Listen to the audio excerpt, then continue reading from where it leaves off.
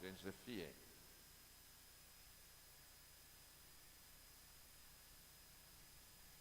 Ressurreição é como vida religiosa. A vida religiosa não acontece nos gestos, nos ritos, nas leis que as igrejas nos proporcionam. A vida religiosa acontece naquilo que nós fazemos e a motivação pela qual nós fazemos. Duas pessoas podem fazer a mesma coisa, com motivações profundamente diferentes. E hoje nós encontramos uma segunda forma de fazer experiência de ressurreição. No domingo passado, nós apresentamos a experiência da ordem. Hoje, nós observamos que a palavra de Deus nos coloca a experiência da proximidade. Os discípulos estavam com medo, porém estavam próximos, unidos em comunidade. E por causa da sua proximidade, Deus se revela, Jesus se manifesta. Não foi a primeira vez que Jesus se manifestou quando os discípulos estavam unidos. Nós vimos no Evangelho de Lucas, no capítulo 5, que depois de uma pesca durante uma noite inteira, uma pesca desastrosa, fracassada, que não pegaram nenhum peixe, no entanto permaneceram unidos até o amanhecer do dia. E no amanhecer, Jesus está lá e transforma toda aquela situação de fracasso numa situação de sucesso. Agora, os discípulos estão com medo dos judeus, estão trancados, e o motivo de estarem trancados, o evangelista diz: medo dos judeus. E Jesus está no meio deles.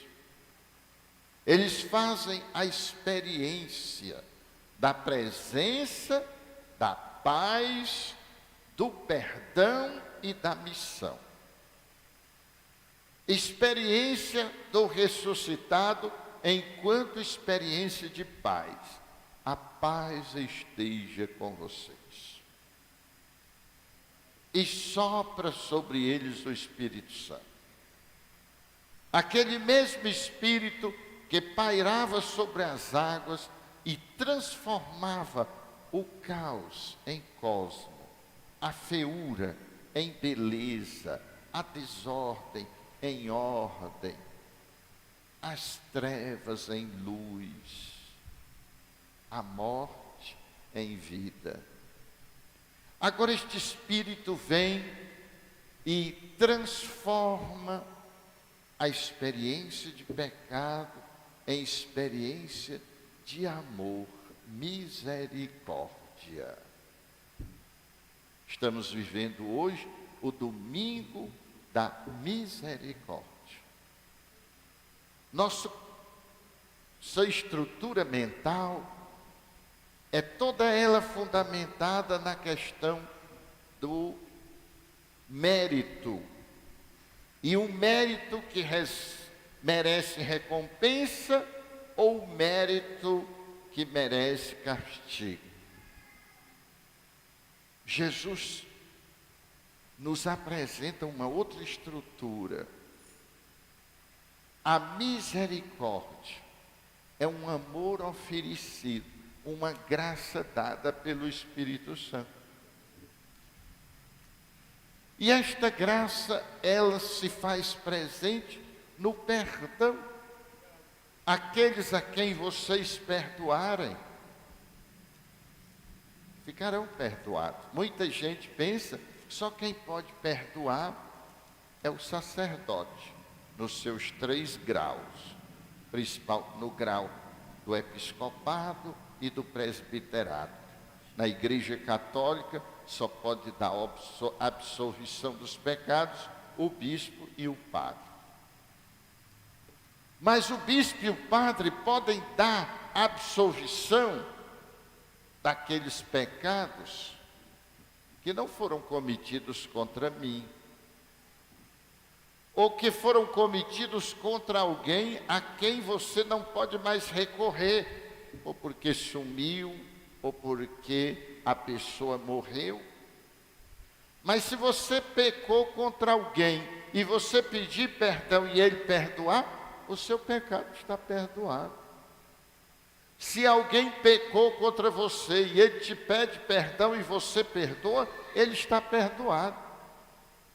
Portanto, perdoar é um dom dado a todos que receberam o Espírito Santo. E o perdão, o que faz o perdão? Reconstitui a relação. Aproxima quem estava distante. Acolhe aquele que estava fora, que se colocou fora, que quebrou a relação, que quebrou a confiança, que rompeu o relacionamento. E depois a experiência da missão, ide por todo o mundo. Isso aqui é algo tão importante que não pode ficar só aqui. Não sei se vocês lembram quando aconteceu aquele terremoto na região de Fukushima, no Japão, tinha uma criança que percebeu o estremecimento, longe e tão profundo no mar. E ela saiu correndo, dizendo a todo mundo. Mas aqueles que estavam distraídos, aqueles que estavam embriagados, aqueles que não perceberam, não acreditaram nela. Ela corre, e sobe. E os outros só vão perceber quando chega o tsunami que dizimou todos que estavam na praia, fossem brincando, fossem morando. Isto é algo tão importante que não se pode perceber e ficar só para nós. Nós temos que sair como aquela criança, dizendo a todos, colocando todos a par deste acontecimento. Mas Tomé, e a Bíblia várias vezes se refere a Tomé. Tomé estava separado da comunidade. Tomé estava isolado. Não estava com os outros. E aqui está o grande problema das igrejas e o grande problema das pessoas que esfriaram, que perderam a fé, ou que têm fé, mas vivem como se não tivesse. É o isolamento. O isolamento. Imaginem, por exemplo, uma fogueira ou uma churrasqueira, e os carvões estão todos próximos, e há uma presença de calor, de luz incandescente, que torna todos os carvões brasas aquecidas e luminosas. Agora imagine que você tira uma brasa incandescente e coloca à distância. separada das outras, o que vai acontecer com ela? Ela vai esfriar, ela vai perder calor, perder luz, voltar a ser carvão. Escura, sem luminosidade e sem calor. Assim é o cristão que se afasta da comunidade. Ele se torna alguém que não acredita. E foi o que aconteceu com Tomé. Ele está separado da comunidade. Os outros estão com medo, mas estão unidos. Quando um casal está bem unido, a mulher acredita no marido, o marido acredita na mulher. Quando uma família está bem unida, os pais acreditam nos filhos, os filhos acreditam nos pais. Quando dois amigos estão unidos, um acredita no outro. Quando numa empresa as pessoas estão unidas, a confiança é muito forte. Mas quando começa a se isolar, qual é a primeira atitude, qual é o primeiro sentimento que brota no coração das pessoas? Suspeita, dúvidas, desconfianças. E se é assim na vida, é assim também na família. Nós somos as mesmas pessoas. Tomé está separado e, portanto, ele não faz a experiência do ressuscitado. E além de não fazer a experiência do ressuscitado, que é a experiência de paz, experiência do Espírito, experiência do perdão, experiência da missão, ele continua na sua incredulidade. Se eu não colocar os meus dedos no buraco dos pregos e minha mão no lado, não acreditarei.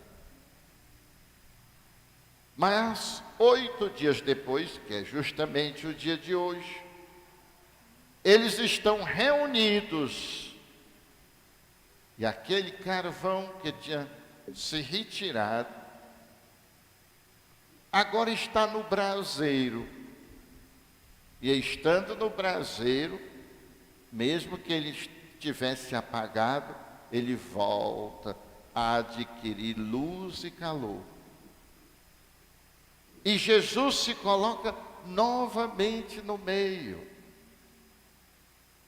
E se dirige especialmente a ele. E agora ele acredita. Por que acredita? Porque agora ele está unido aos outros. É a nossa união que possibilita perceber a presença de Jesus em nosso meio. É a nossa união que possibilita a nossa capacidade de acreditar. E Jesus não mostra feridas, porque ferida é uma realidade que não cicatrizou, seja no corpo, seja na alma. Toda vez que nós somos feridos no corpo, na alma, e carregamos ao longo da vida aquela ferida, ela não serve de motivo de fé. Ela não serve. Todas as pessoas que nós encontramos ressentidas, magoadas, feridas, nós não podemos nos sentir de maneira nenhuma atraídos a acreditar nelas e no que elas acreditam. Somente quando nós encontramos uma cicatriz é uma marca estaca que ficou onde foi ferido, mas foi curado. Foi ferido, mas foi curado. E Jesus apresenta não as feridas, mas as cicatrizes. Põe teu dedo aqui. Põe tua mão aqui. E quando Tomé olha e não vê feridas, mas vê cicatrizes, ele faz a maior confissão que nós podemos encontrar: meu Senhor e meu Deus. Não é só Jesus o ressuscitado, não é só o amigo que morreu na cruz, não é só alguém que fez um milagre por si mesmo, tendo cicatrizado suas feridas. É meu Deus. Interessante que o evangelista destaca Tomé, o Dídimo. Dídimo quer dizer gêmeo. Gêmeo. Gêmeo significa aquele que é igual a outro. De quem Tomé é gêmeo?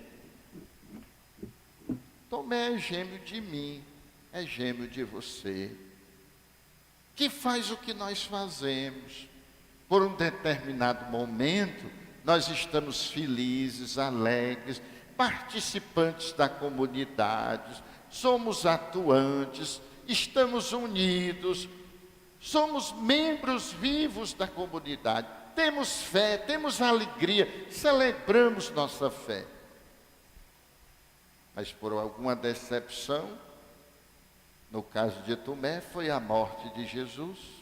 No caso de cada um de nós, cada um sabe por que se decepcionou, por preguiça, por negligência, porque foi contrariado, porque tinha um sonho e não aconteceu do jeito que queria. E o que acontece? Se distancia. E enquanto se distancia, Deus continua, Jesus continua no meio dos que estão unidos. Deus continua na Eucaristia, Deus continua na comunidade cristã, Deus continua presente no meio de nós. Mas se eu estou distante, eu não acredito.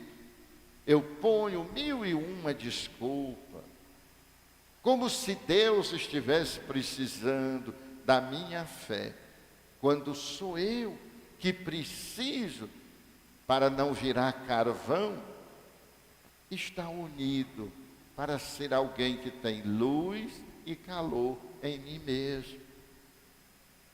Então, Tomé é o gêmeo comigo, o gêmeo com você. E ao dizer que Tomé é gêmeo, está abrindo para nós a oportunidade. Jesus não se manifestou só uma vez, se manifestou outras vezes, e mesmo naquela situação de distância, por alguma razão que o Evangelho não nos apresenta, ele resolveu voltar, ele resolveu se unir aos outros. Talvez nem pensasse em ficar unido por muito tempo, mas num determinado momento ele está lá. E estando lá, Jesus está no meio e oferece paz, oferece o Espírito, oferece perdão, oferece missão e por fim se oferece a si mesmo, não ferido, mas cicatrizado.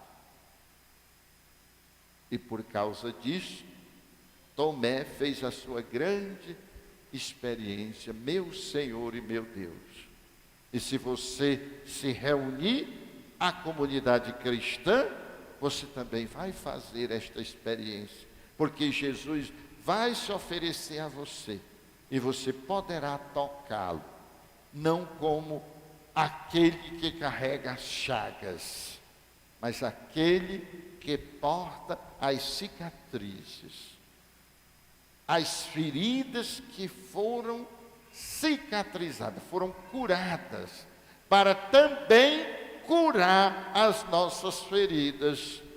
E se por um momento nós somos, Tomé é gêmeo conosco, nós somos convidados a ser gêmeos com Jesus, a deixar que Ele cure as nossas feridas, sobretudo da nossa alma, não deixando ficar mágoas nem ressentimentos, mas apenas cicatrizes, lembranças na alma, mas lembranças que não doem, lembranças que não nos amarram mais, lembranças que não nos conduzem para o fechamento e o distanciamento.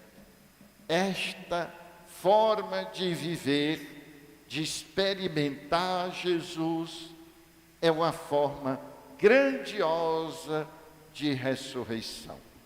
Se Tomé é gêmeo conosco, que possamos ser gêmeos com Jesus, e que as pessoas olhando para nós, vendo nossas feridas cicatrizadas, ficarem encantadas, e em nós verem também Jesus. Louvado seja nosso Senhor Jesus Cristo. Para